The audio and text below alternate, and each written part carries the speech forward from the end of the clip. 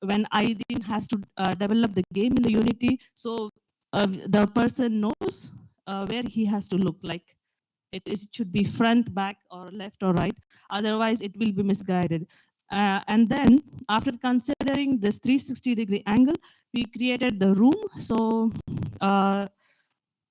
the story goes like this. The player is in a dreamy environment, and then he or she, it sees like 3 bubbles, and then it has to gaze at it, one of the bubbles, and then one of the bubbles, it bursts. So for example, it gazes at the handicap or the physical disability vector image. So it pops out, and then the player finds himself in a physical disability room, lying on a bed, and it cannot move itself at all. So in this condition, the player, it's like morning, and then the player gets a message from his friend that they have to go outside somewhere, and then the player has to perform certain puzzles and then solve the puzzles. After solving the puzzles, the chair comes to the player, and then it can exit the room. And after this sequence, the player can again go back to the dreamy sequence.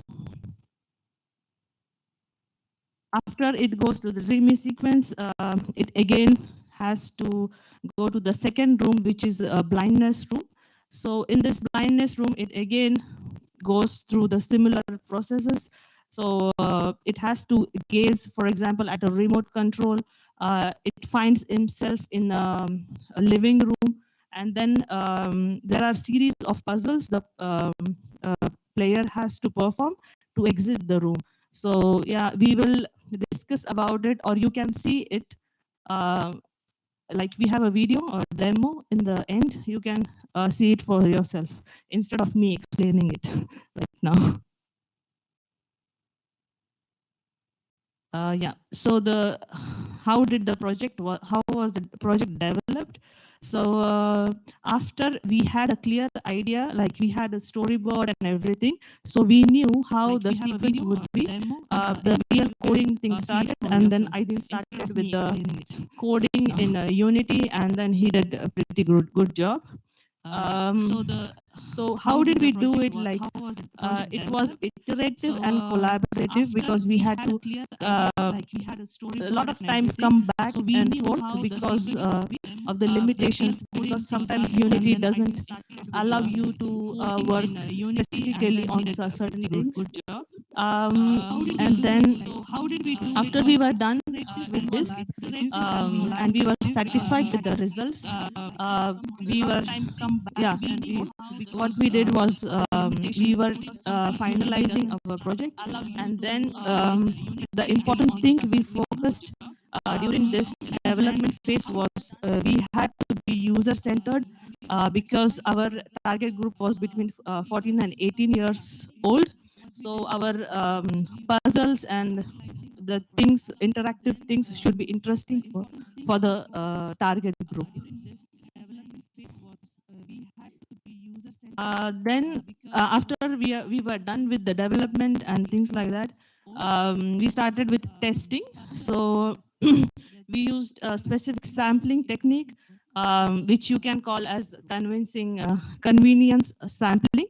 So we were testing with people who are readily available in our environment. So we will explain it why we did that a bit later. And then yeah, we also used Android phone, because that was only the thing which was allowing us to play our game with using the cardboards. And then this was like last month we did the testing with our clients. Yeah, it was real fun. So I think they enjoyed a lot, like testing our game. And yeah, we had a good time with them. So yeah. And then we also tested it with the users from our EPS group, because of some of the limitations, which will be discussed further in the presentation. And then we also tested it with the users. Progress monitoring. So how we did progress. So first thing we used to do is a daily scrum. It was a must that we always do daily scrums within like it can be online or offline, but it was very necessary for us that we come together and talk about whatever we have done, whatever each and every person has done within the group, and then have we made any developments, yes or no. So it was very important to have daily scrums. And then we also had regular meetings with our coaches. It was very useful because we got valuable feedback from our coaches on because of which we were able to make our project more refined.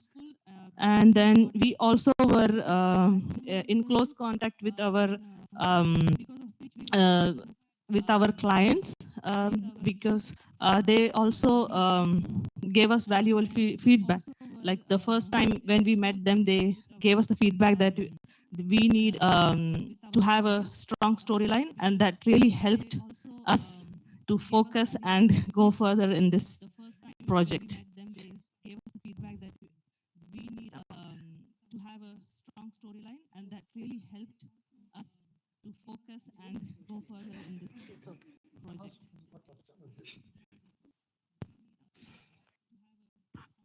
Working on this project as a multicultural and a multidisciplinary team, there are quite strengths that we came across that we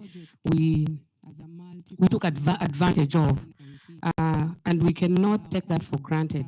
One of the advantages is that we have a very diverse perspective because of our backgrounds, because of the things that we knew in the past, and we're able to bring all this into this project, and we're able to reach the intended goals for the project. And then working in a multicultural environment, we are culturally sensitive. And then we also developed global awareness. This was able to eliminate certain stereotypes that are common amongst people who tend to only work with people they are used to, people they are familiar with. So you get to work with people from different backgrounds, from different cultures, from different disciplines. You go beyond the stereotypes that you are aware of and gain some global awareness about certain cultures.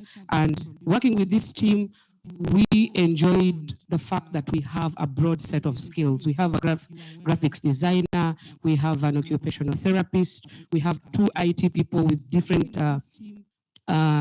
tracks of expertise. I'm into systems analysis, he is a programmer, and then we have someone from tourism. This set of skills was, I would say, was so diverse, and it was good for our project because we were able to incorporate everything that made us achieve our project goals.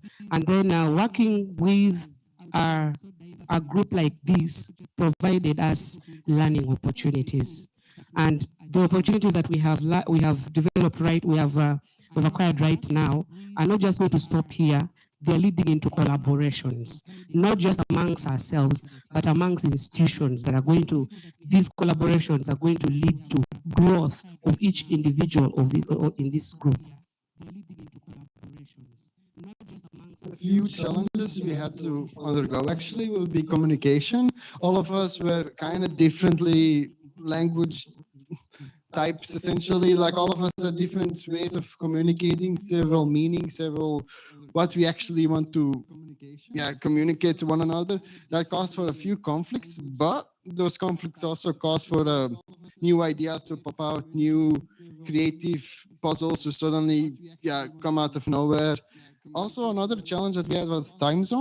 All of us kind of worked in different like active zones, how I call it. Some of us would be very active during the morning, very active during the midday. Some of us would just be active during the night and start messaging each other like, hey, does this work? And other ones are still sleeping. So that's kind of like, wasn't really a fun time. But at the end of the day, we integrated each other's like active positives and negatives, and we managed to create a pretty working team.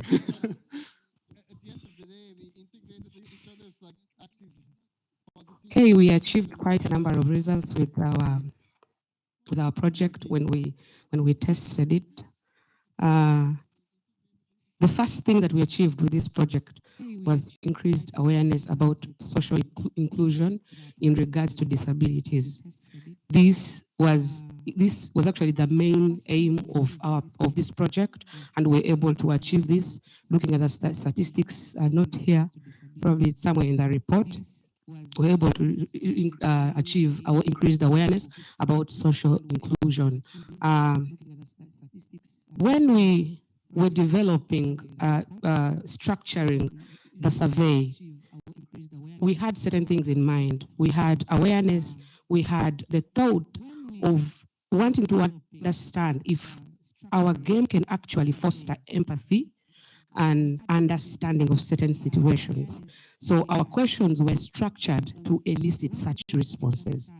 So from our results, our findings confirm that 40% of our respondents agree that truly they developed empathy and understanding towards disability from a different point of view, something they had ignored.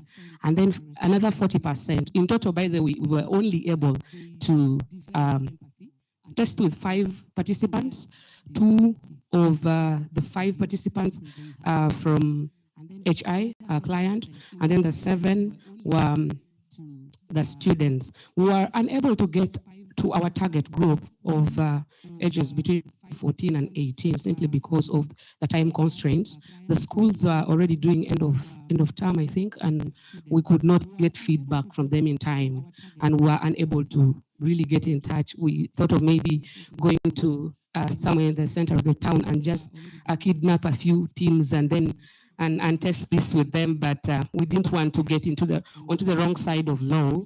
So we just thought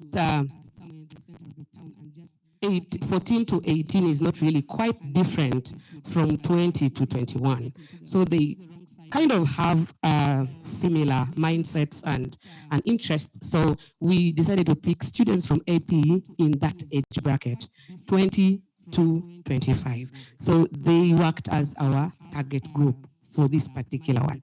So 40%, we decided to pick students from AP in that age bracket, 20 to 40% said yes, the game changed their understanding and they developed empathy. And then the other 40%, partly, it also made them develop empathy and change their mindsets towards a disability. The other 20% is, yes, it's there, but it's a bit minimal. That means we're working with the 80% that say, yes, the game succeeded in fostering empathy and understanding. And then another result that we achieved was acquisition of knowledge. We were very specific when we asked our questions. We wanted to know if people really know what HI does, if people really know the activities that HI does, the services HI provides, where HI is located. But then we came to realize that people actually did not know so much. People in that age bracket did not know so much about HI. So this could be a good opportunity for us to create awareness more about HI. So our results confirm that 60%, 60%, I know the statistics, it's not here though. 60% say that they acquired new knowledge about the existence of HI and the services that HI provides. And then we also wanted to know if this game was engaging and was enjoyable for that age bracket. Statistics also clearly show that 60% agreed that this game was actually enjoyable and very engaging. So if people between the ages of 20 and 25 say it is engaging, I can only imagine what the teens will say about it. They may really be so excited about this game.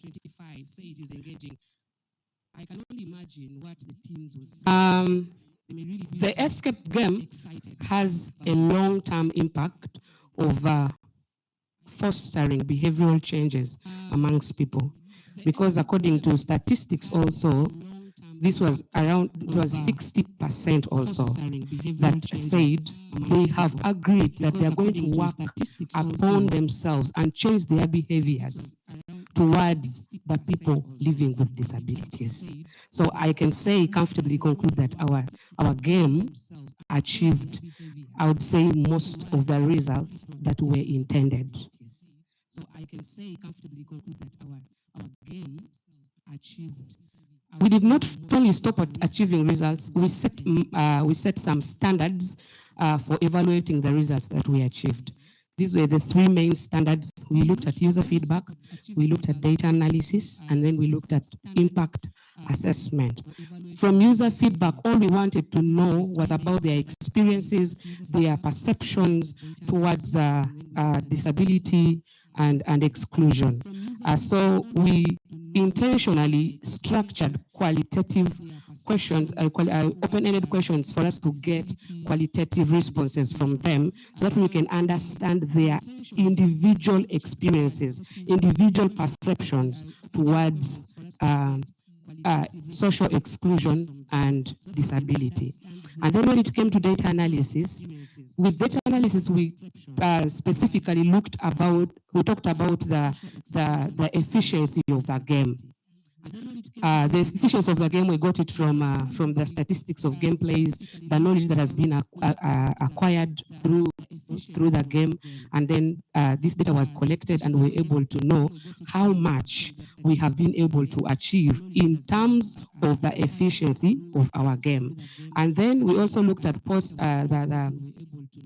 the impact assessment through our post-experience. We had the pre-experience surveys and then the post-experience surveys, and then we're able to also understand from the statistics that we gathered there that people's attitudes were changed, people's behaviors were changed, and then there is an acquisition of knowledge. That's how we evaluated our results. What lessons do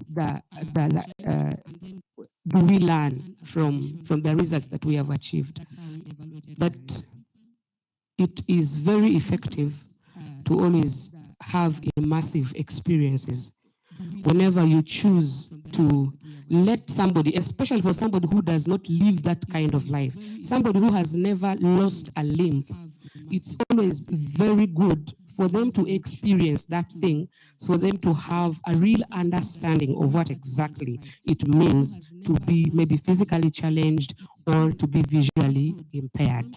Then we have also understood the importance of user-centered design. We've come to a conclusion that if one person is going to get up one day and build an educational game with the aim of passing an educational message or an informative information to people there, it's better for someone to use user-centered design, because in this kind of design, the user is at the center of it all. The user decides which steps to take, when, and how this information should be received by the final user. And then we also learned that it's very important to work in collaboration. Reason being that the information that we got from our users and from our coaches and our funders gave us a ground on what to go, what steps to take. Because first of all, the funders told us this is what we want and this is how you're going to do it and this is how you're delivering it. When we came to the coaches gave us. We want to thank our coaches so much. I'm sorry to bring this in the middle, but we have a team of. They are always there for us, even if they are not. I'm sorry to bring this in the middle, but we have a team of. Okay. I don't know. Even if they are not. Every time they're always, even when they are not on campus, it's just a phone. They're just a phone call away, and they've always been there. So they have given us the right guidance to achieve our set project goals. And with the constant feedback that we got from the users, we were able to refine our project so that we get a user-specified game. We've also been able to leverage on multidisciplinary expertise. The graphics designer is here, the IT guy, and then we have, all of us on the team were able to put our heads together and come up with something very good. You're going to see the product in the game quite soon.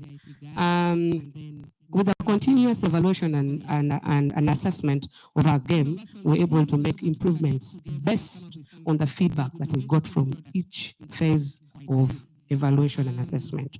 Then the game also has a potential for sustainability and scalability, because we can use this game as a tool to achieve a lot as far as providing an inclusive society is concerned. We can not currently only have 2 rooms. We are dealing with 2 disabilities. I'm sure we can come up with more other disabilities that brings in the scalability bit of it. When it comes to sustainability, yes, HI is an NGO that they may not have a lot of money to put into this game, but when we put it out there, we can put a donation box. Someone can actually just donate towards this game so that we can fund the remaining parts of the game and make it something more, something bigger and something more accommodative to every sort of disability that needs attention.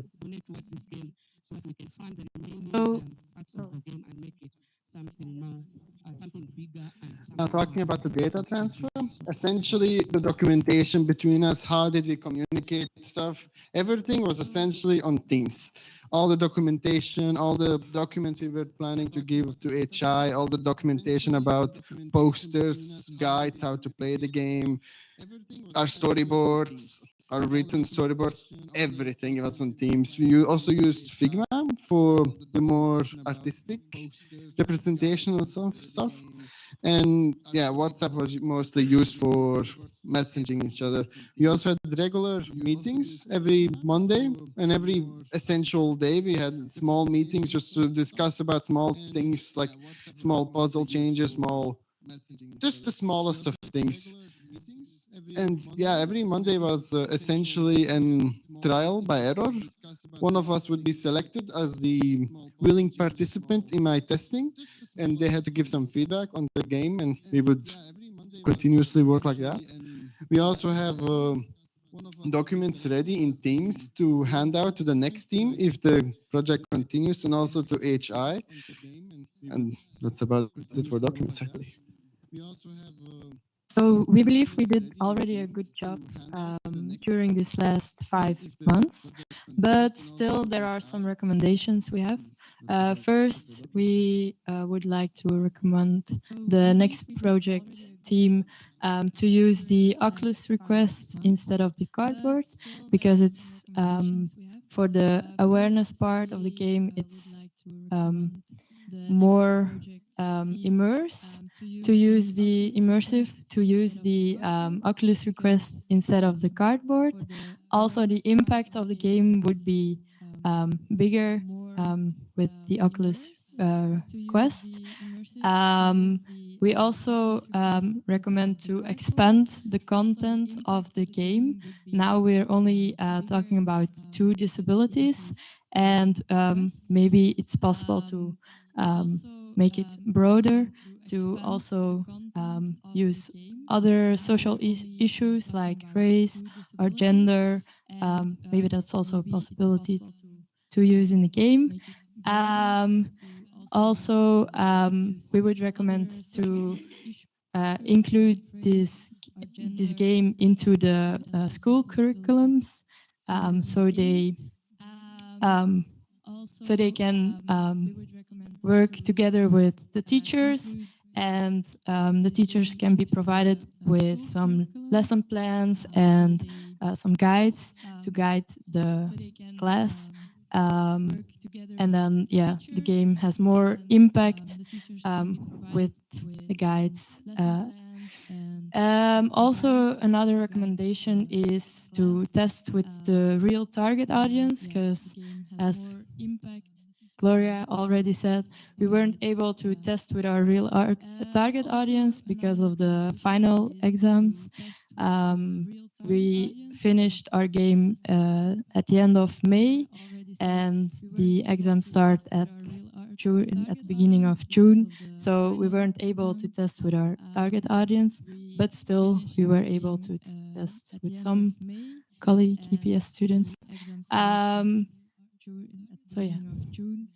Um, we also recommend that this game should be used as an opportunity to contribute to the body of knowledge, simply because when we're reading about social exclusion, we're reading about social exclusion versus disability, and then virtual reality, we realize that the literature is really fragmented.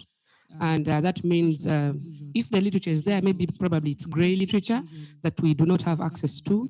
This would be an opportunity for HI to publish in collaboration with APE. And I don't know, we'll leave that to the management to talk about that, about the logistics involved in publications. But I'm sure Team Escape would be glad to publish with you.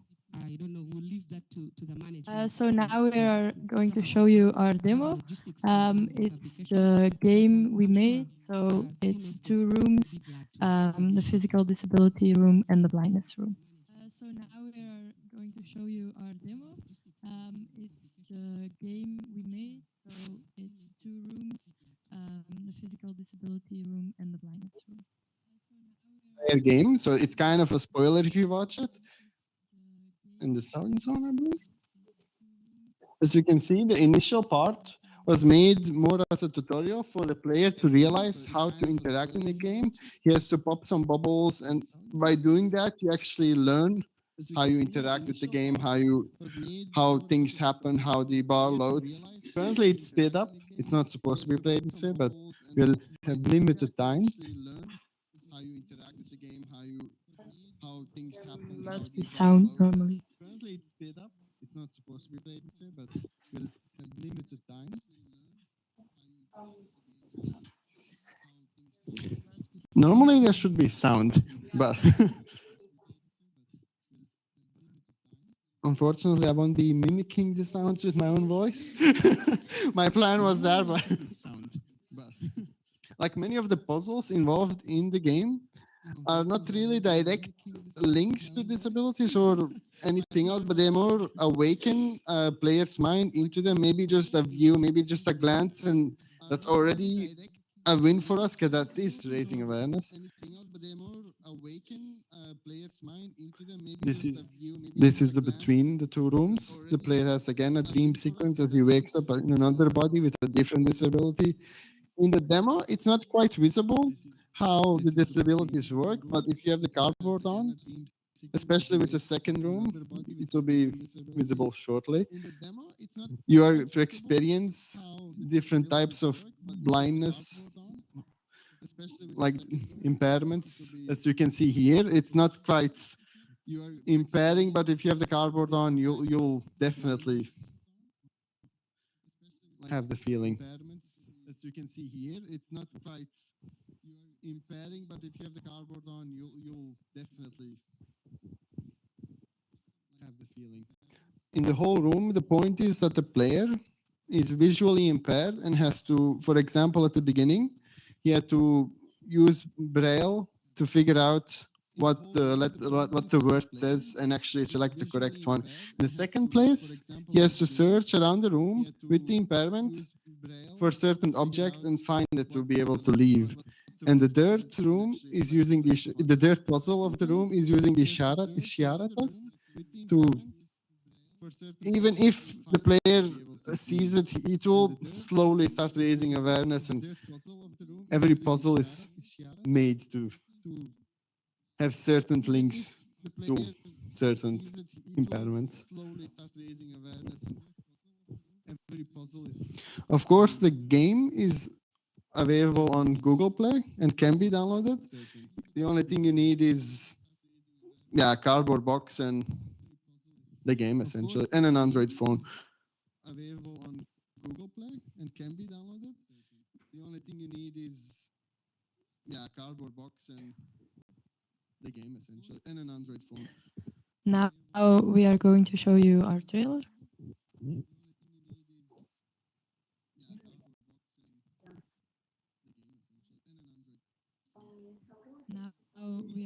Something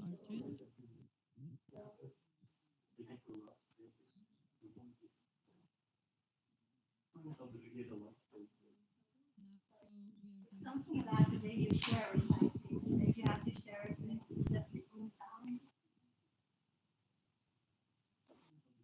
I think the problem is just the mic connection, which messed up the sound. But you're all free to look at it.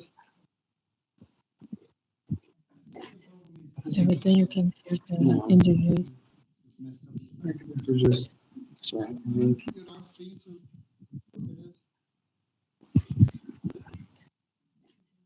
Yeah, but then you can hear the interviews.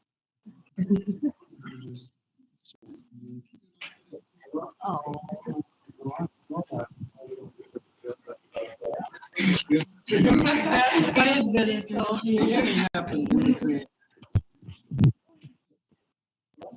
Yeah, that should be.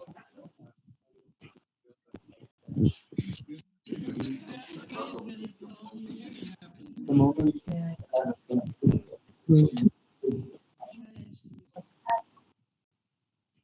And still can share audio.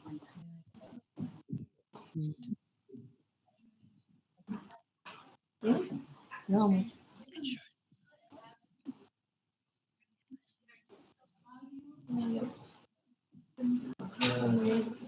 Yeah, yeah.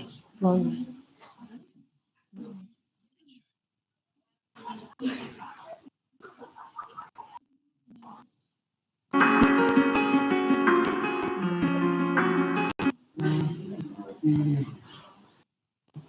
I could disable it, but it should work.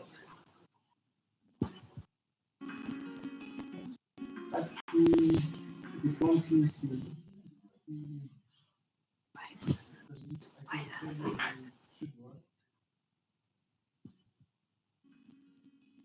Yeah, we're just gonna continue this.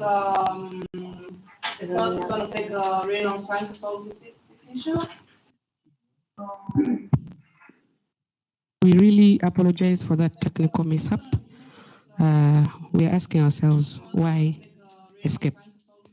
That doesn't mean that we are avoiding anything. We have it all sorted out. If anyone is interested, you can always come in later on and watch the video.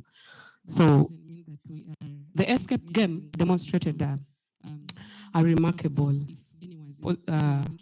length of results that were achieved. Firstly, in increasing awareness about social exclusion and disability, and then about HI as an NGO. And then it also demonstrated positive results in creating empathy amongst the players.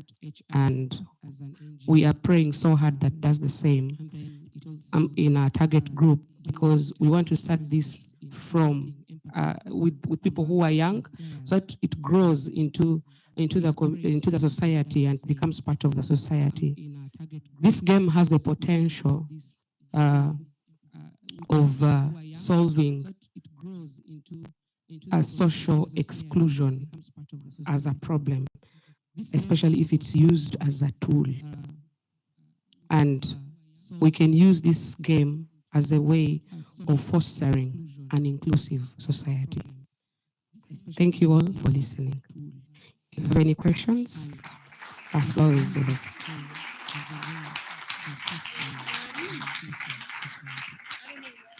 Thank you all for listening. If you have any questions, the floor is yours.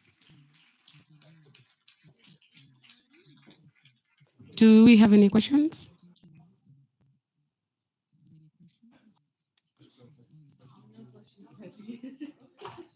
So as people think, would like to take this opportunity to thank our client for dressing us today. You can see we are all matching, and we look corporate. And we want to thank our coaches and the management of EPS. We wouldn't choose another moment to be here for EPS. And we want to thank our coaches and the management. Thank you, Team Escape. And I gather you kind of wanted to escape in this last moment But I still have one question, or well, at least one question for you, and that would be if you would have like another 6 months, and from September to December, for instance, and you would have that time, how would you use it? And maybe a second question, you have talked about being immersed in this topic. What have you learned about inclusion? And what would you really like to tell the world about inclusion? Because you were very passionate in the beginning about changing the world, and in your conclusion as well. What does the world need to know? Because you were very passionate in the beginning about changing the world. About the first question, the development of the game took us like, the first room was around 2 months, essentially setting up all the mechanics, figuring out what makes the puzzles really work in cardboard, how to make it fun. Like, it was all kinds of ideas we had to figure out, like how do we make the player interact? That was like the biggest question, like what can we make the player actually even do? And once we figured that out during the third month, essentially during the last few weeks, we figured everything out, and the second run was finished within like a week or two. And I think if we were to continue, we could easily keep making rooms and keep expanding on the subject. That was for the first question.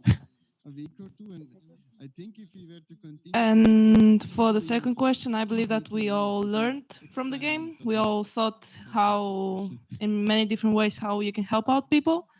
And I believe that nowadays we, like at the first meetings, we didn't have a clue about it. We had some ideas, but we didn't know that much. So I believe that from now on, we are going to try to, with little actions, as I said, that we can all implement in our daily lives. We're going to try to make some change and try to be as responsive as possible to an issue that's happening every day, to every person that has this type of problem. And yeah, that's what we would like to implement. Yep. Bearing in mind that would also provide an equitable environment for each and everyone to express themselves, like provide an equitable platform for everyone to express themselves. And to add to the first question, when we started this project, we were running, I'm going to use it as a figure of speech, we're running like an antelope in the wild. You know, when an antelope runs, the front feet are running this direction, the hind ones are this direction. So you actually don't know where exactly the antelope is going, the direction it's taking. But somehow the four legs are going different directions. That's exactly what we experienced at the beginning. But later on, during the course of this semester, we found our bearing. Now, in 6 months, I know everything in the recommendation. With the appropriate logistics available, we can achieve everything in the recommendation in the next 6 months. Thank you. With the appropriate logistics available, we can achieve everything. So you started with the application of last year, with the game of last year, and you created a new application with the new media. What do you think? What is the difference in impact of the game of last year and the game you created with the cardboard? What do you think? What is the difference in impact? I believe the biggest difference is the immersive aspect. Since when you play a game on a PC, you're always looking at the screen, you're always using your keyboard, you're always using your mouse. It's always like just a screen. It's never really an impactful, it's never like a real experience. But once you put the cardboard on, you immediately enter a different world. You immediately are a different person, essentially. You don't no longer see your environment, but you just see, the environment of the experience. So by experiencing that, you're just experiencing a new you, essentially, but only a temporary one. So if we compare our project now with the previous group, I think it is way more fun to play. And the previous project, like they had 4 rooms, but I don't think it was playable with Oculus because they never used it. And we were looking at the puzzles So it was kind of boring for us also to play the puzzles because it needed a lot of like thinking, which our target audience won't do. They will really get bored while they are playing the game. So that was our motivation to build a new room with new puzzles, which is more interesting for the target group. Get bored while they are playing the game. So that was our motivation to build a new room with new After puzzles, which is testing more interesting for the game target group. with an alternative audience, did you adapt something to the rooms, or did you receive some recommendation regarding the puzzles, the playability, and so on? An alternative audience, did you adapt something to the Like one of the things after or did you user testing it receive with some our recommendation current regarding the audience, puzzles, I got a lot of feedback, a lot of things that I just didn't think about, and those are just some small things that are like just more like quality of life, more like no one is going to think that far, so I should just better remove that aspect of the game and make it maybe automatic. For example, at the beginning, the puzzles had to be manually closed whenever you would complete them. I thought that was a good idea because then you can look at the puzzle like, wow, I did it. But after feedback testing, they would always just stay there and people would be confused. Why is it still here? Is it completed? Now it just closes automatically, for example. And that's like one of the feedback fixes that happened. I hope that answered the question. Now it just closes automatically, for example.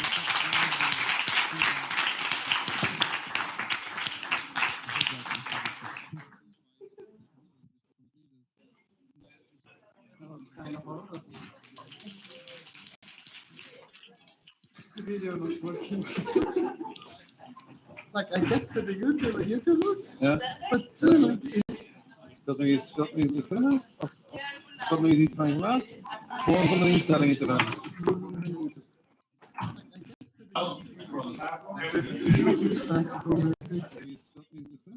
Ja.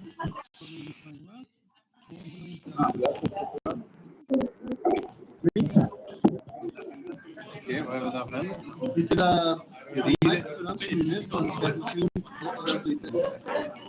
Ja, ja, doe maar. Dat moet je laten doorsturen voor de laatste, voor de woordjes. Nee, naar de headphones.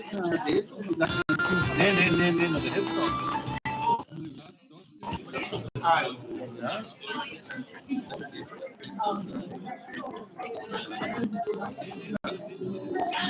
Maar dan nu net weg.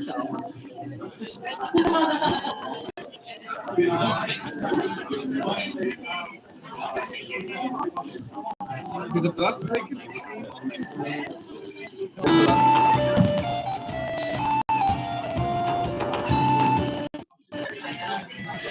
Is het klaar?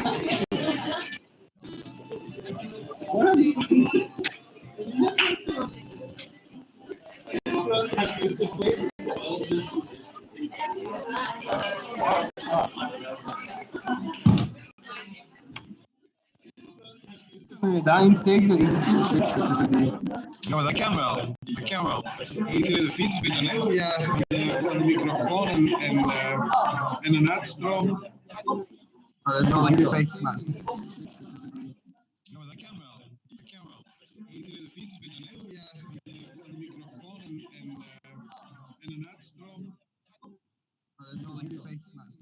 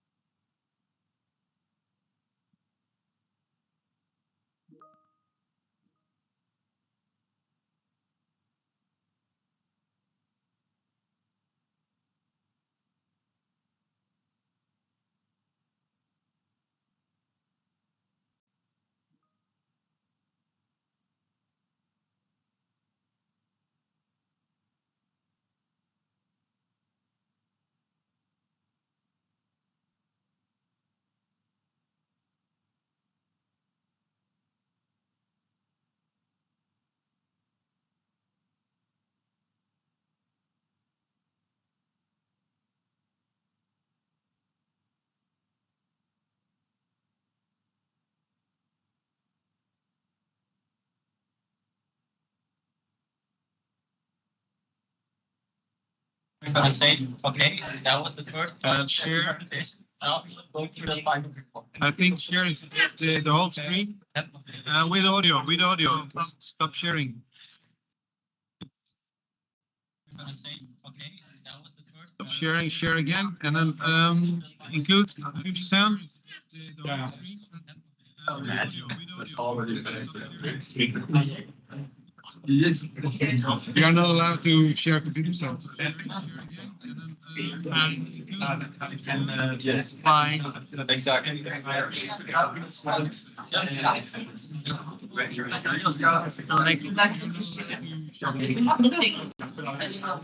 that to just switch.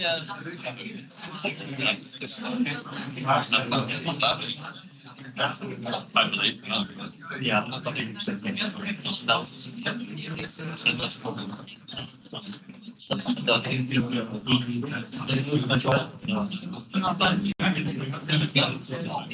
Will use your head.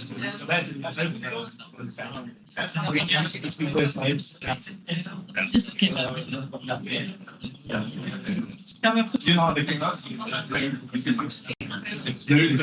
Don't go that far.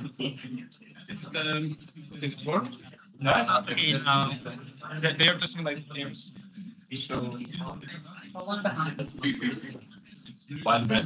Yeah, quite a bit. Just a little bit. A little. Hear him is fine now. Okay. Yes. But they're testing it. They can hear it in beams silently. But it's like, working teams. I just think working teams. Yeah. It's good. Okay. Yeah. Okay, so let's move on to the next presentation. First of all, thank you, Team Escape, for your beautiful presentation. So we move on from the topic of social inclusion to the topic of health. Although, and this will soon become more clear during the presentation, these both topics, social inclusion and health, are more closely linked than might appear at first glance. For this project, we are working together with Logo Antwerp and also with the SPICES research project of University of Antwerp for at least the second year, maybe the third year in a row now. I would like to welcome Patricia and Doreen, representatives for these organizations. Welcome to the Ola, both of you.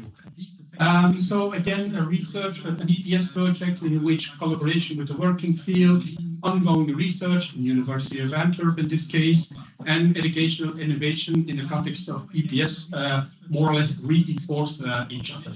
But let me start talking now and give the floor to our students. Thank you again. Thank you for the little introduction. Hello everybody, I'm Thibaut from the team Health for All, and today we will give you a little insight into what we achieved during this whole project. Let's first off start with something important. 150. Now, the number 150 is actually the amount of minutes that we approximately have to do to gain a healthier lifestyle. This means doing medium interval exercises. Now, some of us have busier schedules, so we can shorten that number to 75 minutes if we do it in a more intense way. So things like boxing cardios and things like that. But what I see right in front of me now is a lot of us are sitting. And it's actually not that healthy for us to sit for a long period of time like we're doing today. So let's change that up a little bit. We made a little quiz for you guys. And we want you guys to show 3 statements. We're going to show you the answers afterwards. We have 2 possible answers. The first one is possibility of true. The other one is false. Now, what's important for us is that we want you guys to stand up when you think the answer is false. So the first thing that we're going to ask you guys is, which one of you think that up to 90% of our body serotonin is produced in our intestines? For people that don't really know what the serotonin is, it's actually a little neurotransmitter that allows us to feel emotional happiness. Now, if you guys think that this is a true statement, then please remain seated. If you guys think this is a false statement, then please stand up for me. Now, if you guys think that this is a true statement, then please stand up for me.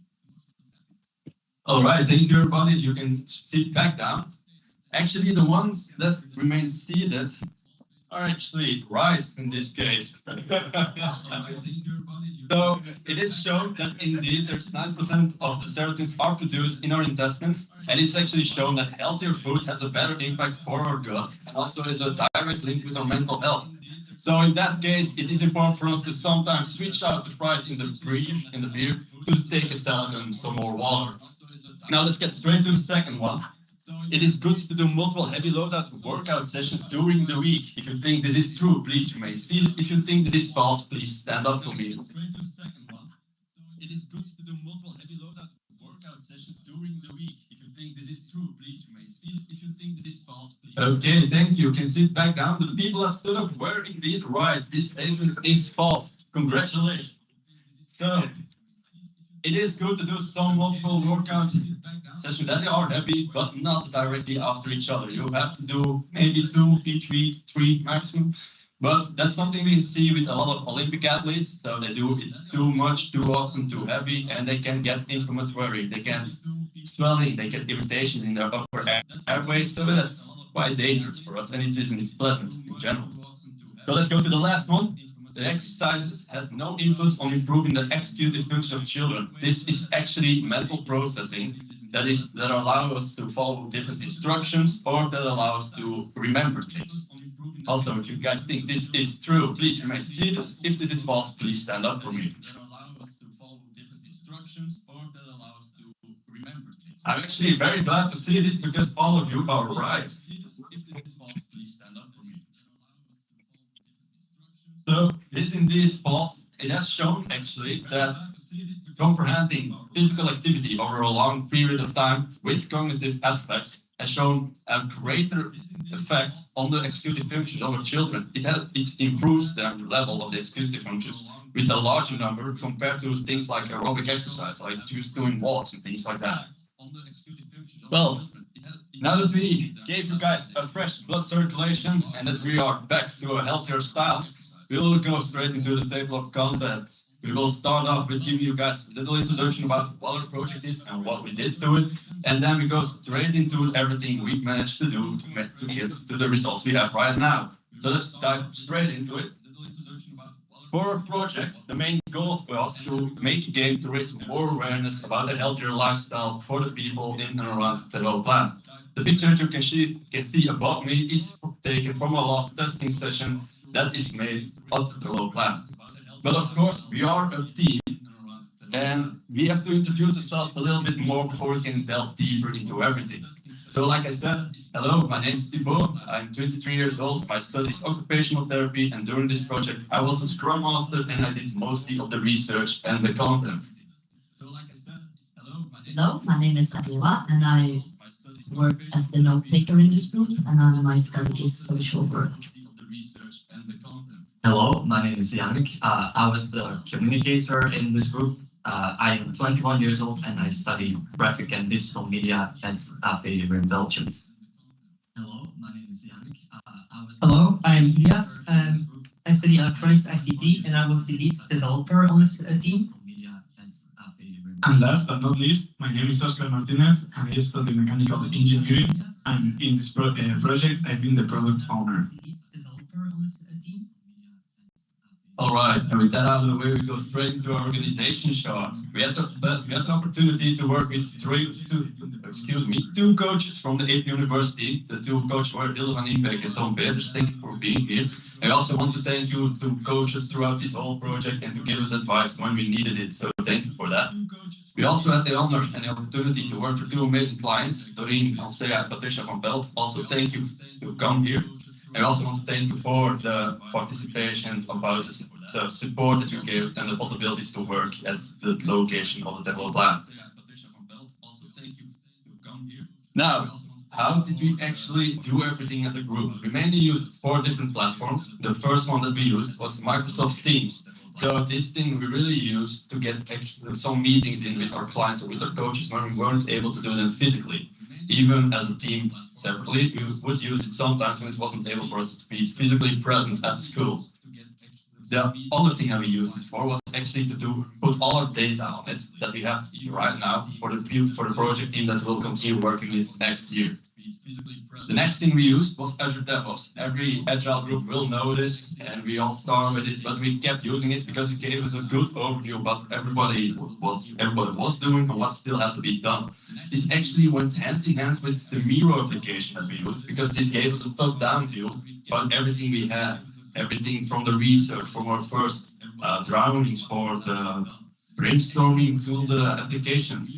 Everything is placed on the Miro, and it gave us a better view of what we already did during the Azure DevOps phase.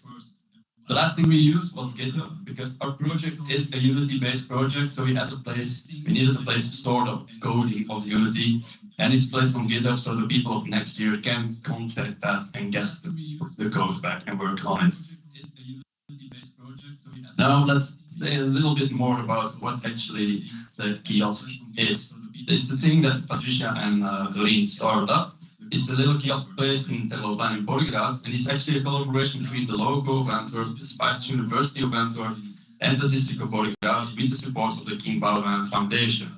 Now this is a place to connect the local residents with partner organizations around the Terloplein, and it's actually just a nice meeting place for everybody. They also help people to get in contact with the first primary healthcare, things like general medical practitioners, dietists, and physiotherapists. And it's actually not the health kiosk that is the main goal, but it's actually a starting point to raise multiple awareness campaigns for a healthier lifestyle, such as ours in this case. So we're really glad to do that. So, as Thibaut said, our goal is to raise awareness for having a healthy lifestyle. So we want the individual to feel motivated to prioritize their physical and mental health, and also we want them to know how to differentiate from junk food and healthy food. Okay, this is the lane, the square that we are talking about, and inside of the red box you can find the health kiosk. From there, we try to promote our project to the people from the area. These people are mostly, the majority part of them are from other countries, and they have to face difficult challenges like lack of education, less resources, the language barrier, and also they have different cultural and religious habits. So we have to take into consideration all of that to make our project. And how are we gonna complete to this? We are going to use virtual reality. For those who doesn't know, virtual reality is an immersive experience that makes the user feel like his or she's in another place. And basically, it's a virtual simulation of different spaces. We've have seen a lot of projects about this. So this is the virtual temple plane that we've made, and now here you can meet the three mascots that we've created. Each mascot, well, we've created also 3 mini games that will be placed around the plane, and the user can play, and each mascot will help the user to play the game basically, and will interact with it. So for the food game, the bird is the mascot responsible. And how does the food game work? Basically, the user will have the bear will think about 2 different food products, and the user will have to choose the one that he or she thinks that it's healthier for the beer. And at the end, in function of how the user did, he will get a final score. Also, there is like a food pyramid where in the same scene that the game is having, that the user will can check if which ingredients or which food products are healthier and which ones are less healthier. For the second minigame, we have the movement game, that the banana basically will do some different exercises, and the user that is playing will have to repeat basically exercises such as punching, grabbing, squatting. We were very close to finish this game, but we couldn't do it because of lack of time. And also the mental health game. Unfortunately, we couldn't start working on that game but we want to say that our main goal was to like raise awareness. So I think with just the first game. Also, future well, the future students that will keep with our project, I guess they will develop the other ones. Thank you. Yes, and now I wonder how we decided to promote our project.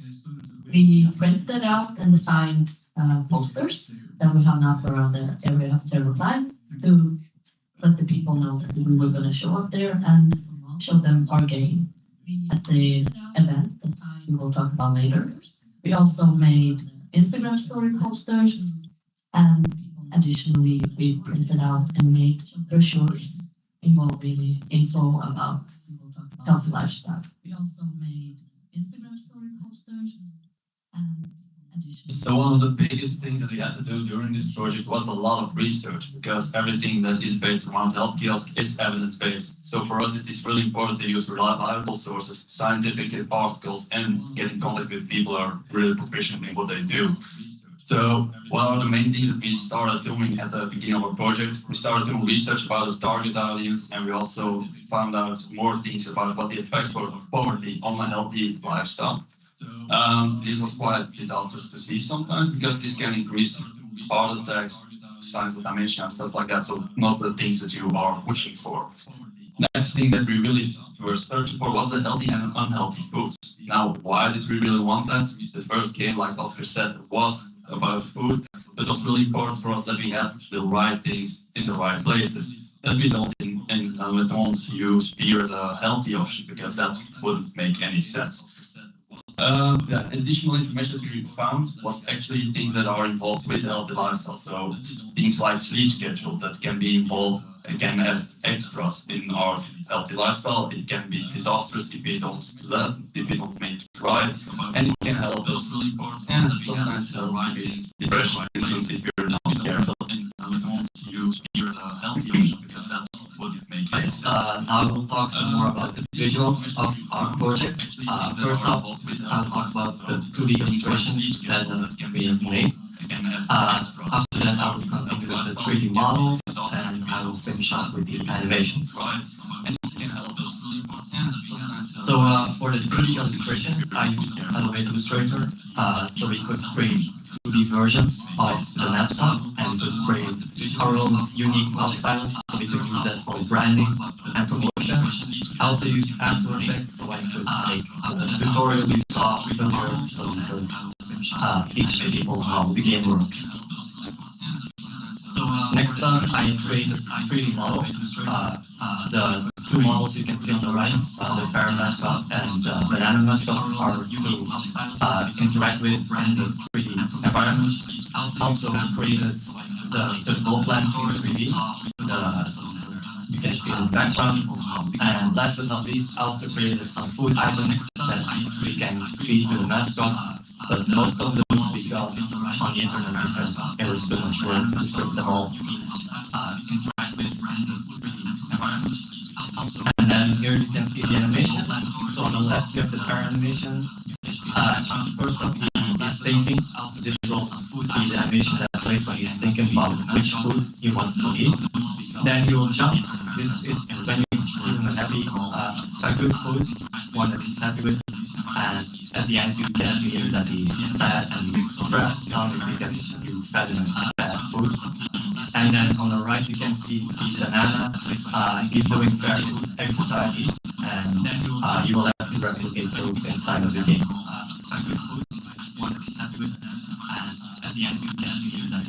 Okay, now we'll talk about the development process.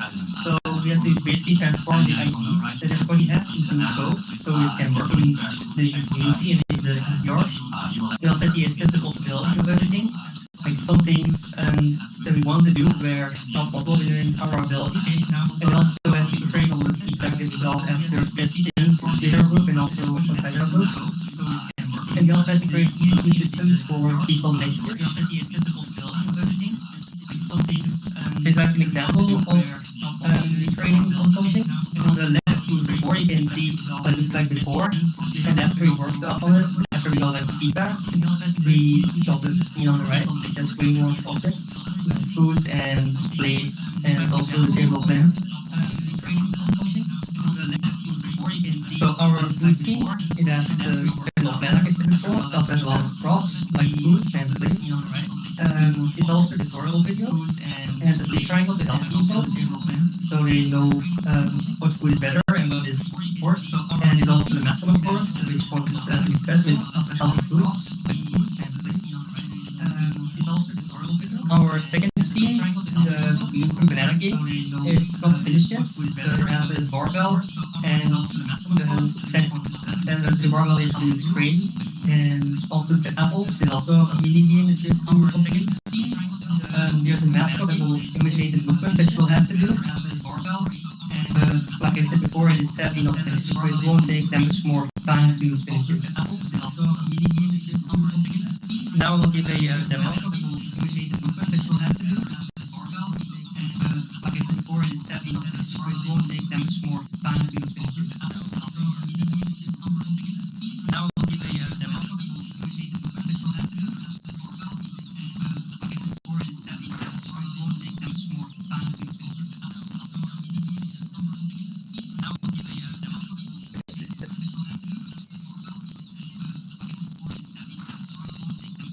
Yeah, he's setting the boundaries because every time we move the headsets, we have to set again the boundaries, but this will take like 10 seconds. Okay. Okay, so yeah, he's setting the boundaries because every time we move the headsets, we have to set again the boundaries. okay, so now we're seeing right now the mascot wants either a hot dog or some rice.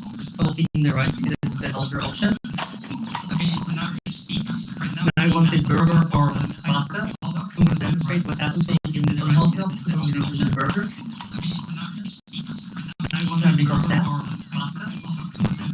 And I want some yogurt. Sorry. There, I give the yogurt, so it's happy. So I want some fish. There, I give the yogurt, so it's happy. So I want some fish. And here's some fish. Now I want chocolates or watermelon. So I'm going to give him the watermelon. Now I want chocolates or watermelon. So I'm going to give him the watermelon.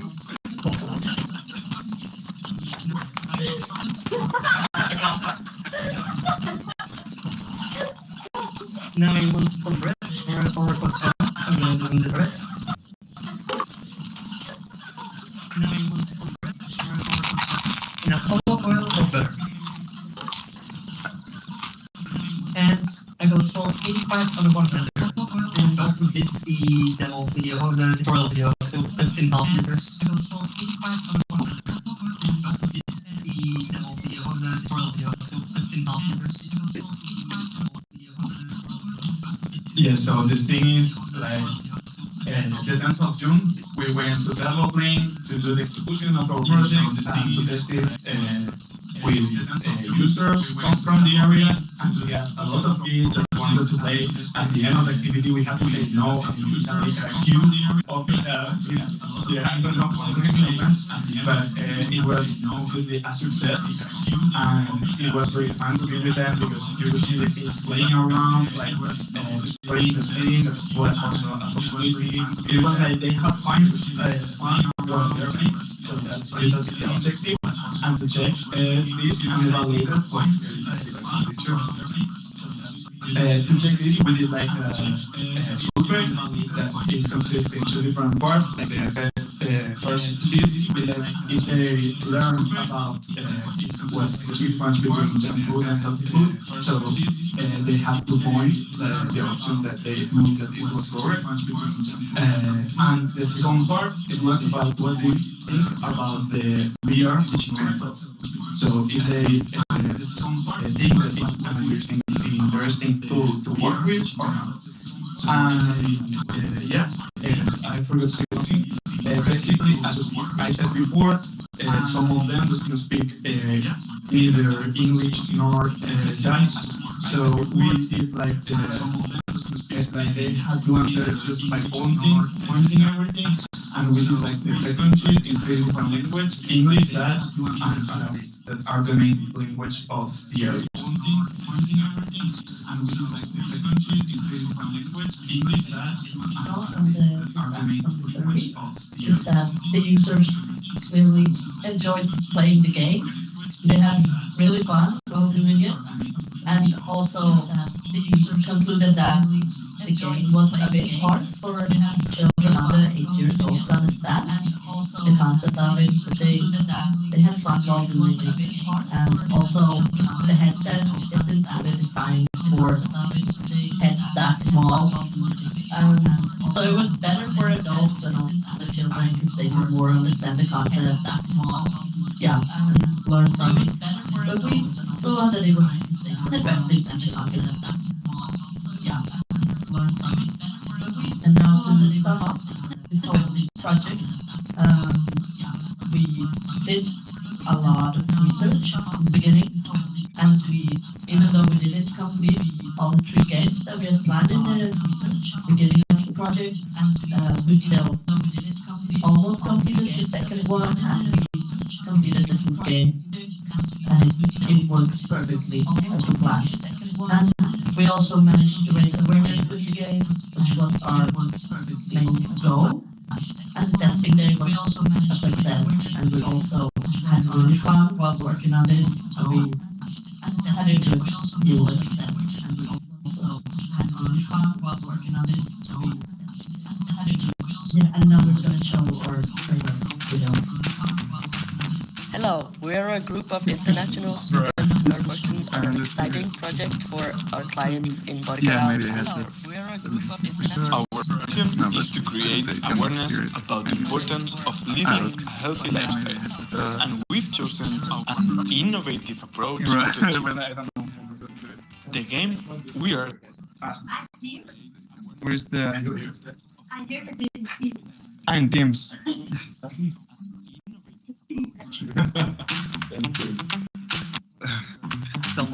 Hello, we are a group.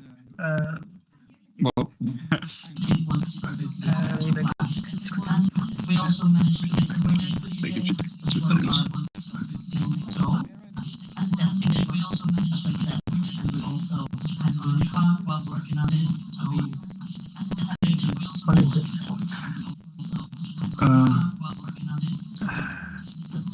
This one? Which game? Hello, we are a group of international students who are working on an exciting project for Play our clients in Borgara. Hello, we are a group of international. Our mission is to create awareness about the importance of living a healthy lifestyle, and we've chosen an innovative. We are a group of international students who are working on an exciting project for our clients in Borgara, Antwerp. Our mission is to create awareness about the importance of living a healthy lifestyle, and we've chosen an innovative approach to achieve it. The game we are developing consists of 3 exciting segments: health foods, movement, and the mental health. Each segment emphasizes a different aspect of a well-rounded and healthy lifestyle. Through this immersive virtual reality experience, players will explore the world of healthy eating, engage in invigorating physical activities, and discover techniques for nurturing their mental well-being. Hello, my name is Lisa, and I'm thrilled to introduce you to our exciting project. Together with you, I work and help kids here at the Rebellion Organization. Together with a lot of organizations and business in the area, we do a lot of things. So our mission is to raise awareness about the importance of healthy food, exercise, mental health, and mental health. We are developing consists of 3 exciting segments: health foods, movement, and the mental health. Each segment emphasizes a different aspect of a well-rounded and healthy lifestyle. Through this immersive virtual reality experience, players will explore the world of healthy eating, engage in invigorating physical activities, and discover techniques for nurturing their mental well-being. Hello,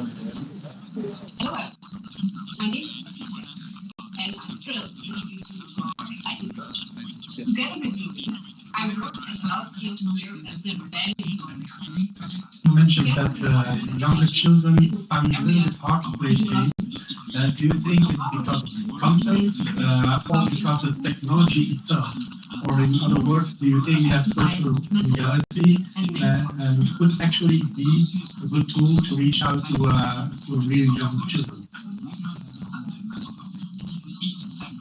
I mean, when we're seeing very young children, we mean 8 and down, because it's like they are too young to understand a lot of concepts, but we didn't worry about it, but because most of the decisions that influence them are made for by the parents or other people. So we didn't like it was not an important matter, because we knew that when they get the age of 8 and above, they could play the game and start learning all these concepts. So like the thing is that the headsets are not made for them. The concept maybe it's a little bit surprising, so we completely understand, but yeah, that's the Yeah, also, we noticed when we put on the headset on the really young children, sometimes they didn't know what to do, but they were like looking around and they were amazed and doing stuff. I don't know what exactly they were doing, but they were having a lot of fun actually.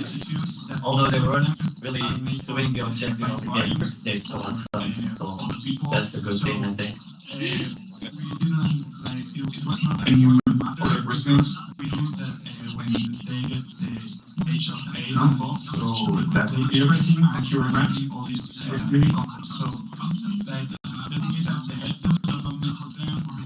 The concept maybe it's a little bit surprising, so we completely understand. But Yeah, also, we noticed when we put on the headset on the really young children, sometimes they didn't know what to do, but they were like looking around and they were amazed and doing stuff. I don't know what exactly they were doing, but they were having a lot of fun actually. Although they weren't really doing the objective of the game, they still had fun. So that's a good thing, I think. For Christmas, we know that when they get the age of 8 and above, so that will be everything. Thank you very much. All these really concepts. So like the thing is that the headsets are not made for them. The concept maybe it's a little bit surprising, so we completely understand. Yeah, also, we noticed when we put on the headset on the really young children, sometimes they didn't know what to do, but they were like looking around and they were amazed and doing stuff. I don't know what exactly they were doing, but they were having a lot of fun actually. Although they weren't really doing the objective of the game, they still had fun. So that's a good thing, I think. For Christmas, we know that when they get the age of 8 and above, so that will be everything. Thank you very much. All these really concepts. So like the thing is that the headsets are not made for them. The concept maybe it's a little bit surprising, so we completely understand. Yeah, also, we noticed when we put on the headset on the really young children, sometimes they didn't know what to do, but they were like looking around and they were amazed and doing stuff. I don't know what exactly they were doing, but they were having a lot of fun actually. Although they weren't really doing the objective of the game, they still had fun. So that's a good thing, I think. For Christmas, we know that when they get the age of 8 and above, so that will be everything. Thank you very much. All these really concepts. So like the thing is that the headsets are not made for them. The concept maybe it's a little bit surprising, so we completely understand. Yeah, also, we noticed when we put on the headset on the really young children, sometimes they didn't know what to do, but they were like looking around and they were amazed and doing stuff. I don't know what exactly they were doing, but they were having a lot of fun actually. Although they weren't really doing the objective of the game, they still had fun. So that's a good thing, I think.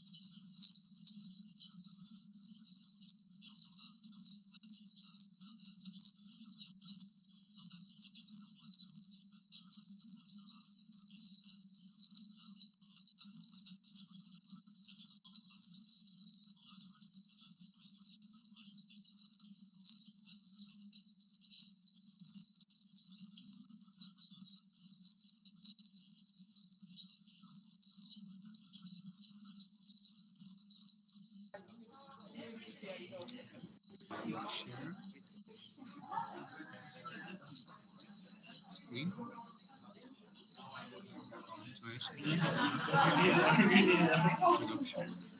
Screen.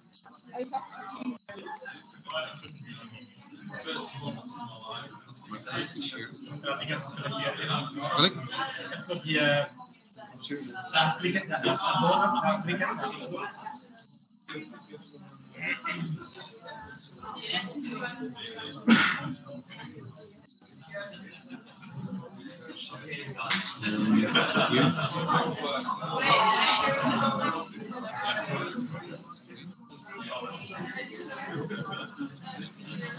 I'm not speaking.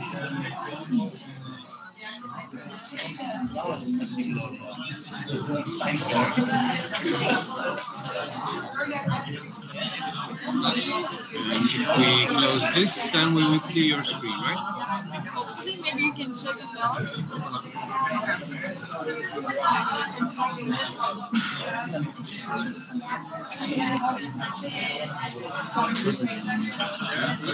How do we hide this? You don't. It goes automatically.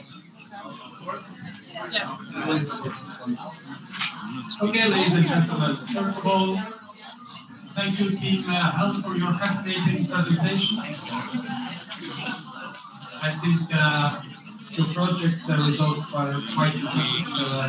We will see your screen, right? Before I give the floor, last but certainly not least, to this team design, I would like to welcome one of our colleagues, Anne who conducts research here at AE and specializes in, among other things, responsible design.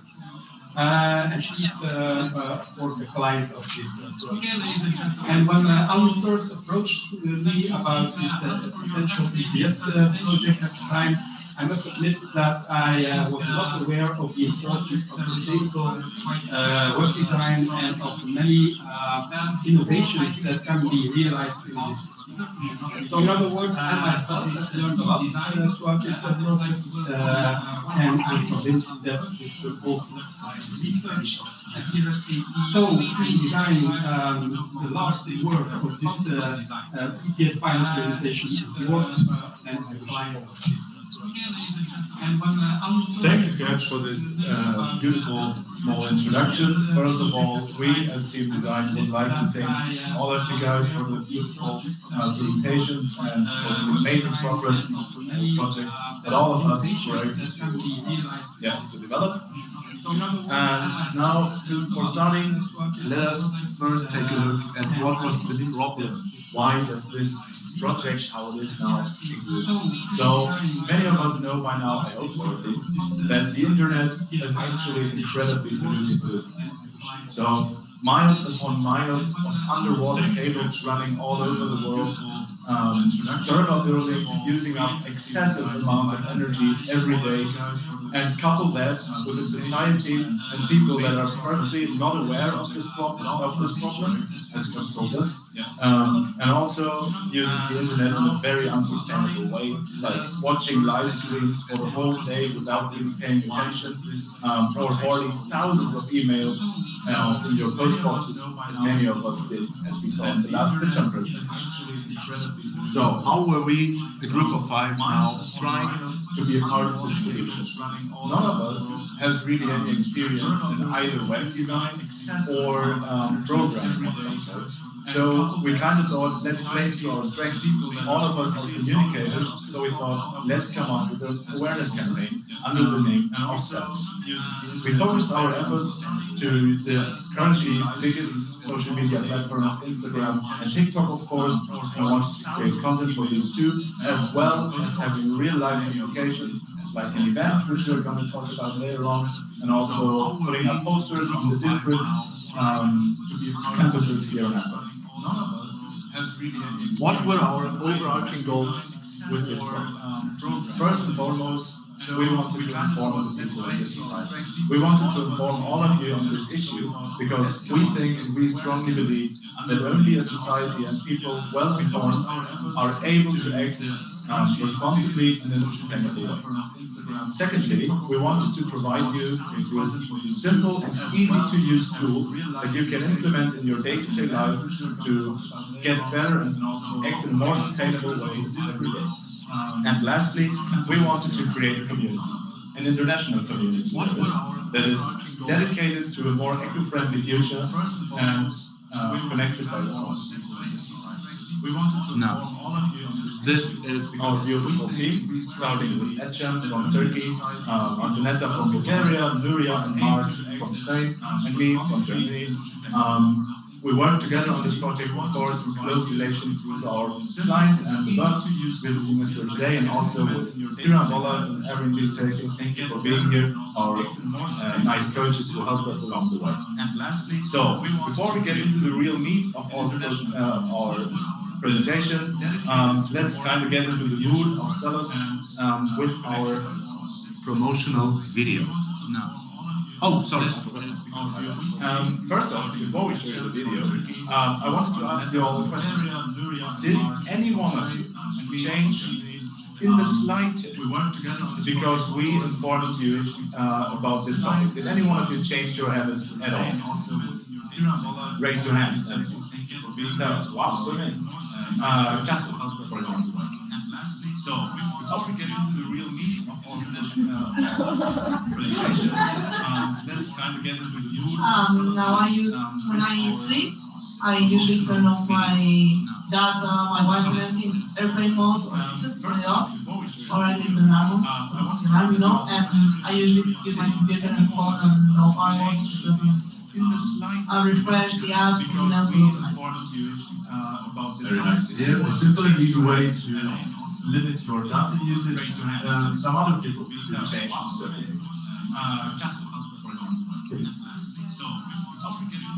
Yeah, when writing messages, I used to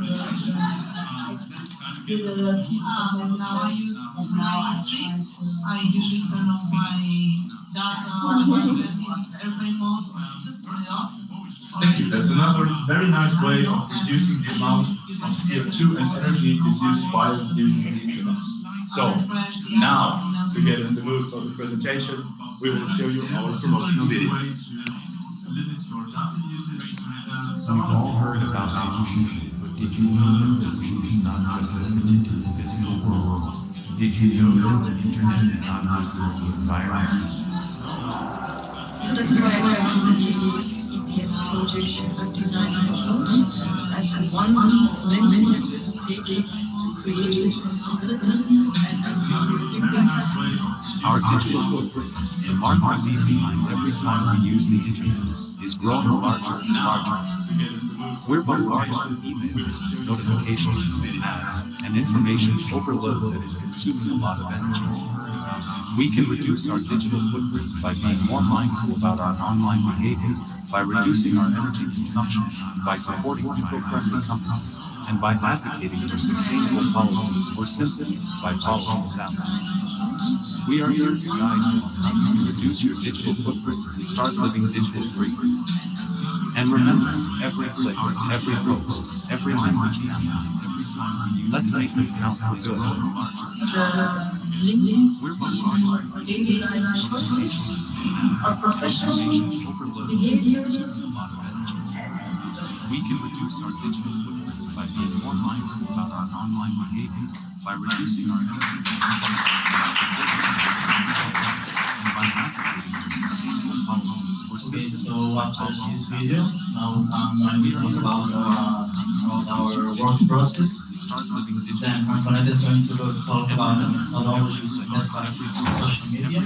After that, Nuno is going to talk about results, and finally, Chen is going to conclude this presentation with our recommendations and recommendations. As many as you may know, this project was new from this year.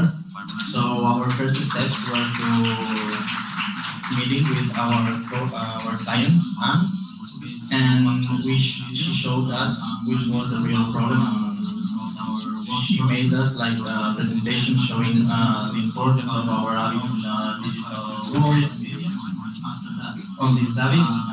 So we begin with a research of information, reading newspapers, articles, and websites. And also she wanted us to cut the problem into pieces and not focus on all the problematic. So our first step in general. So after that we came up with our first idea.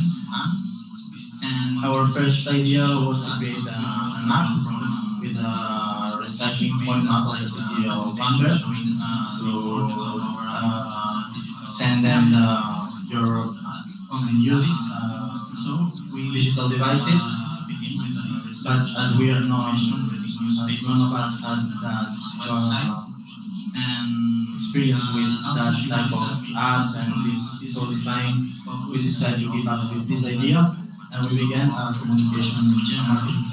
So after that we came up. First of all, we did marketing research, and these are the main points. 1/3 of the people who answered the survey knew that the internet was bad for the environment, and a huge part of them use remote for more than 4 hours a day.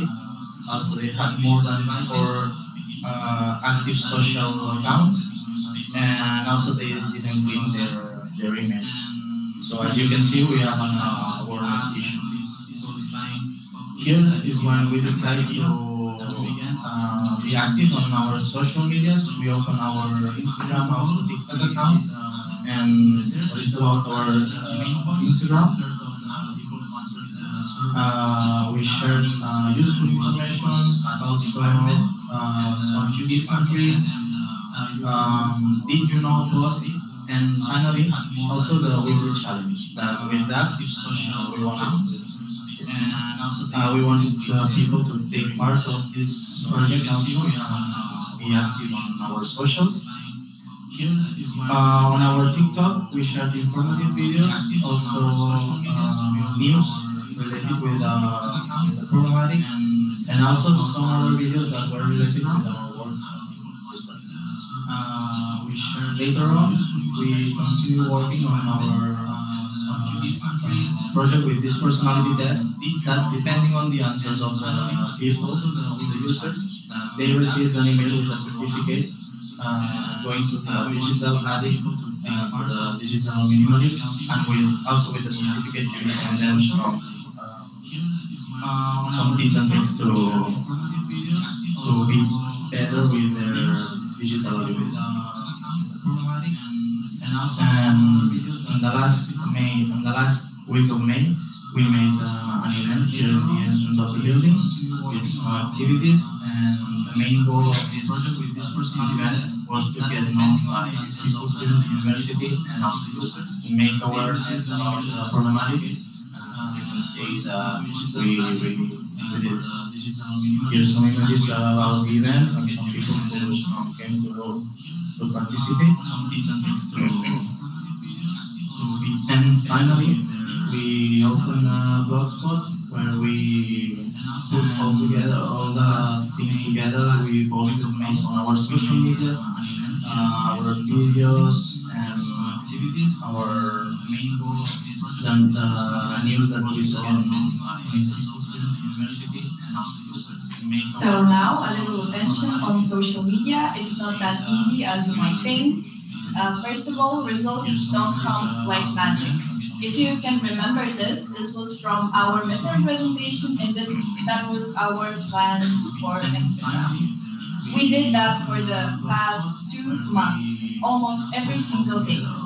We generated more than 70 posts in Instagram and TikTok, which means that we posted every other day. So the key to success in social media, first of all, is consistency and dedication. So now, from 0 to hero, we get a pretty cool achievements on Instagram, starting with first point, which is a social enterprise for forest regeneration. more or less also they're trying to monetize planting a tree, which is really cool. It's a startup, and like the organization followed us back, which is really cool. We have also Planet of Organic, which is a promotion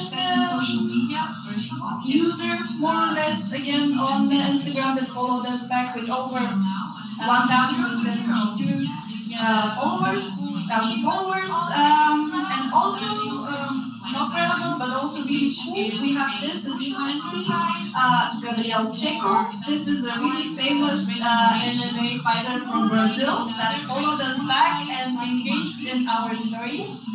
And also today we found out that a really famous vegan bikini model that's also verified followed us back again. Yeah. And also we got a lot of really kind of messages, a lot of people that are trying to like share their experience with us, sharing some art. We had a fan, Esoterica Aging, which is Australia. This is an organization that is raising awareness about chemicals in food.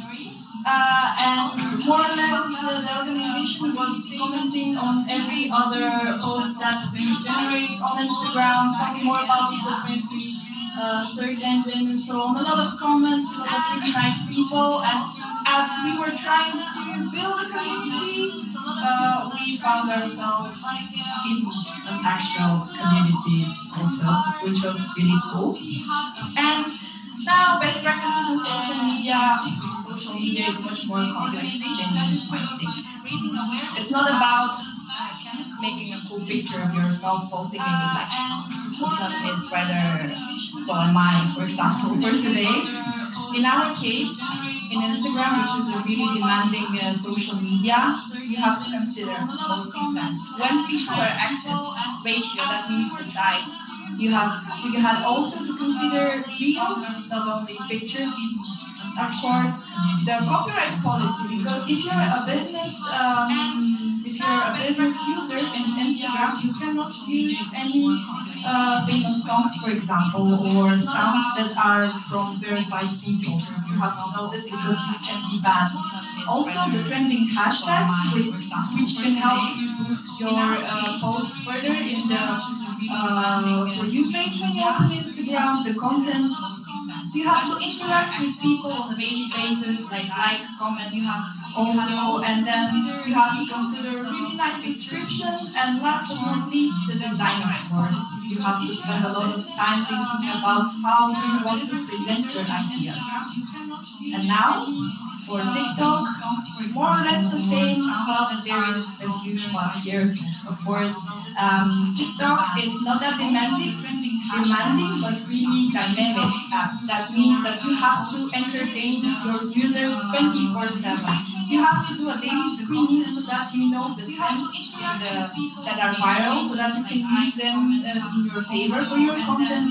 You have to also consider ratio, the sizes of the things that you post, which are not the same as Instagram, as you may know. You have to interact with your users. Also, you have to consider copyright policies, the trending hashtags, the descriptions, and more or less, yeah, a lot of work. In order to evaluate the results or success of our project, it's important to start from the basis of what our goals were and the resources we had to carry out our client, and was focused on generating impact and being part of the solution to the problem.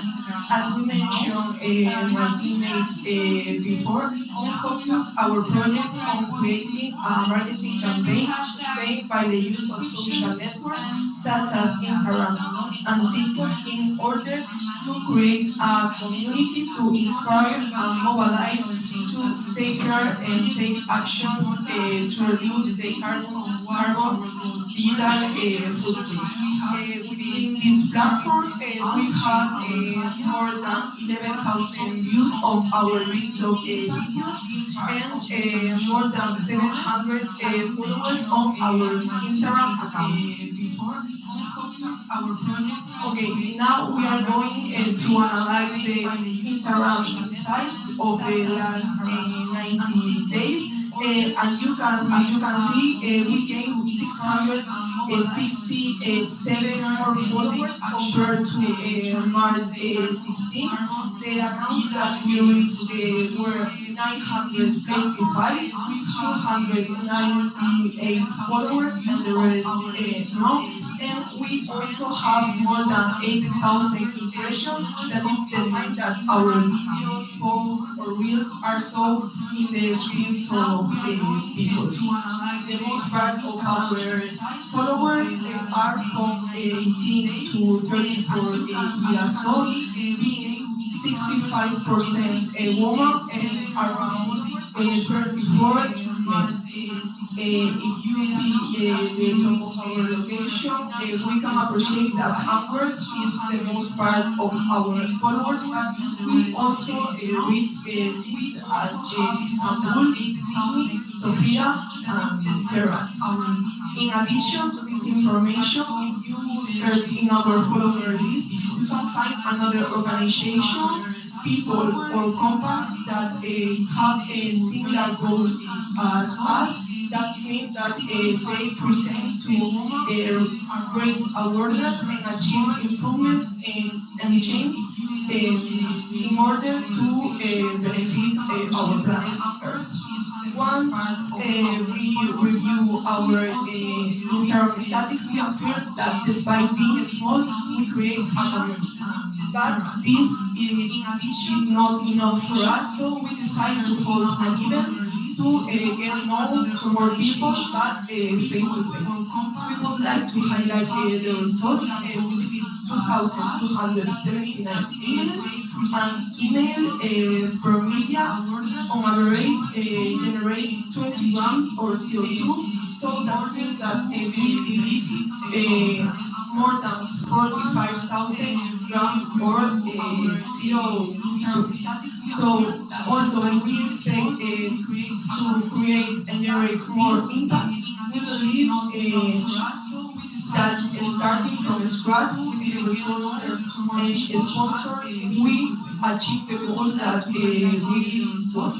Our campaign managed to reach people and take up and give visibility of the topic. We also increased the number of followers since we start the campaign. We have managed to build a community and a loyalty from our followers that contribute to our campaign, sharing our content and participating on our weekly challenge. And because of this, we can say that we generate a change of the behavior of a little percentage of our target audience. And not only create a community, but also be part of a huge one. Yes, before finishing our presentation, we want to give some recommendations. We want to talk about what we can give to the next teams of Web Design for Good. So, first, for this project's future, there are some actions next EPS team can take. If we start with the basic topics, first one would be communication.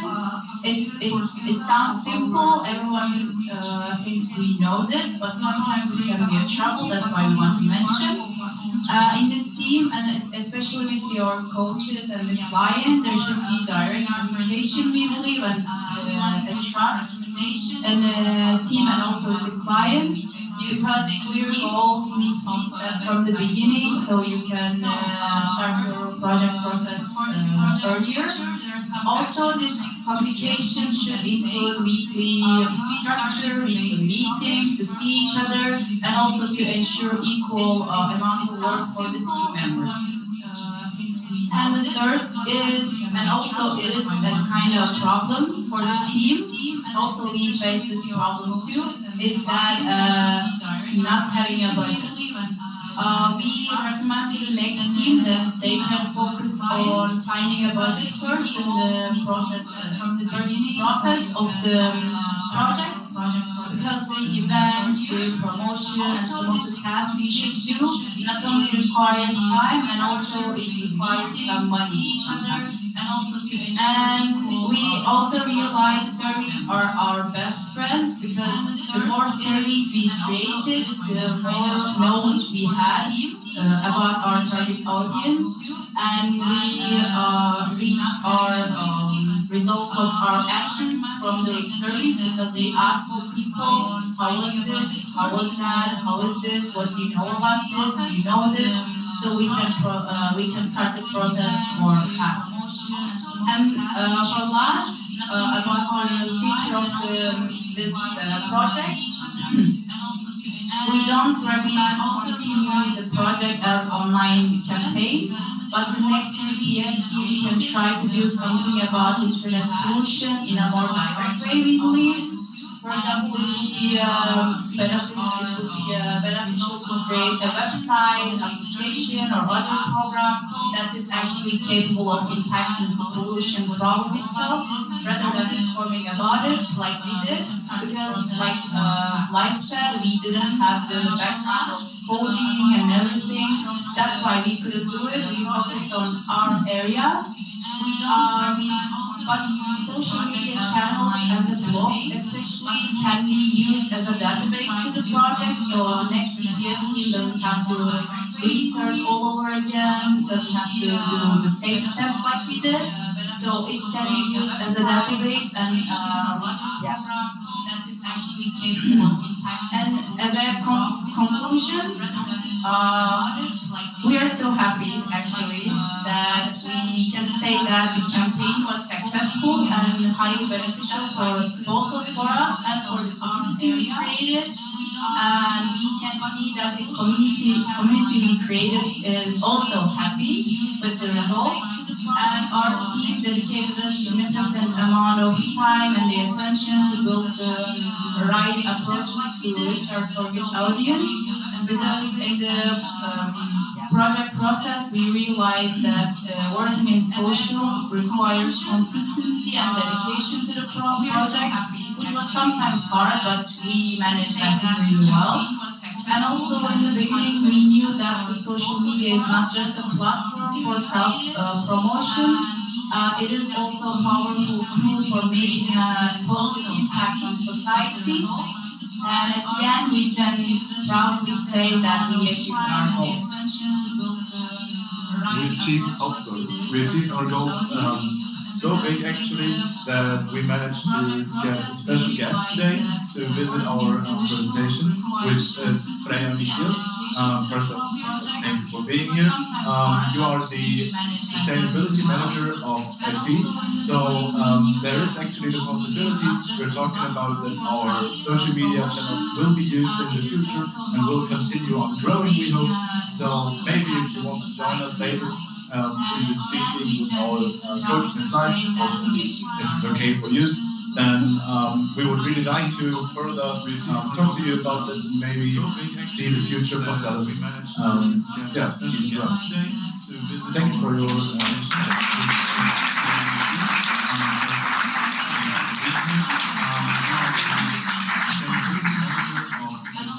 So there is a possibility we're talking about that our social media channels will be used in the future and will continue on growing, we hope.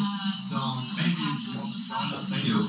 Firstly, congratulations with the successful campaign. It's okay for you. Very interesting topic. My question is, do you have any idea how much solution you cost? Thank you for your That's a fine question, because of course we face the same problem. We can say so, but of course we face the same problem. The question is it really sustainable or is it really logic to talk about sustainability in the internet while you're using the internet to talk about it? But we thought we can't stand still. We can't just look at this problem and pedal on the same place all the time. So we thought sometimes firefighters fight a fire with fire. So we thought of doing the same, use the internet to kind of inform the people about it, because it's the most effective way of talking about it. And actually, there's a website which scans websites and how sustainable they are. Just for fun, to be honest, we put our blog in there, and it turns out that our blog is actually 97% more sustainable, or more sustainable than 97% of the websites out there. So we think that even though, of course, we were now part of the problem, we try to do our best to use the internet in the best way. Other questions?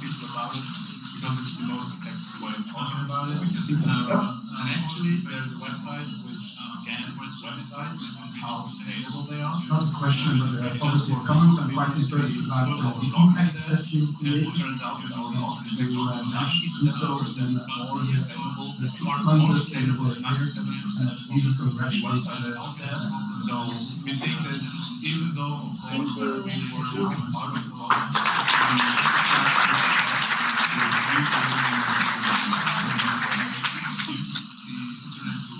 other questions?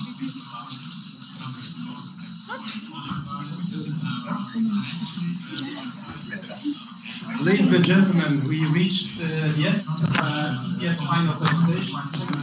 It took us a bit longer as planned. I think it was a multiple issue that we faced, so that's part of the live debate. I would like to thank you for the beautiful, inspiring, fascinating presentation that you all did today. The coaches, I would like to thank them as well, of course, for the good job and the good coaching that you did with our students. Some message. Ladies and gentlemen, we reached the end of EPS final presentation. It took us a bit longer as planned. I think it was a multiple issue that we faced, so that's part of the live debate. I would like to thank you for the beautiful, inspiring, fascinating presentation that you all did today. The coaches, I would like to thank them as well, of course, for the good job and the good coaching that you did with our students. Some message.